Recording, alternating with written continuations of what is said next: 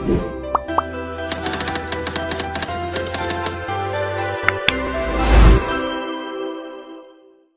आपकी खांसी महीनों से ख़त्म नहीं हो रही और हर शरबत सिर्फ चंद घंटों का आराम देता है, तो आज मैं आपको एक ऐसा हकीमी नुस्खा बताने वाला हूँ जिसे अरसा दराज से गले और खांसी के लिए इस्तेमाल किया जाता रहा है।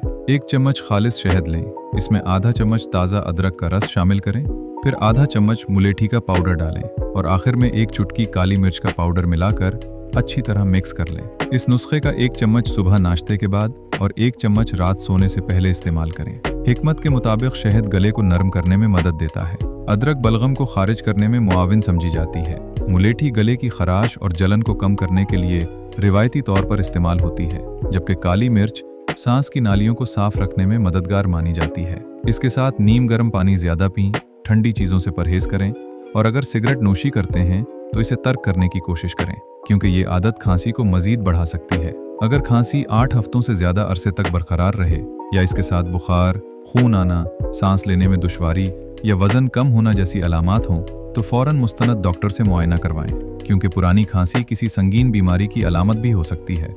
अगर ये हकीमी नुस्खा आपको मुफीद लगा हो तो वीडियो को लाइक करें, अपने दोस्तों और घरवालों के साथ ज़रूर शेयर करें और ऐसी ही मुस्तनद हकीमी मालूमात के लिए हमारे चैनल छोटा हकीम को सब्सक्राइब करके बेल आइकॉन ज़रूर दबा दें।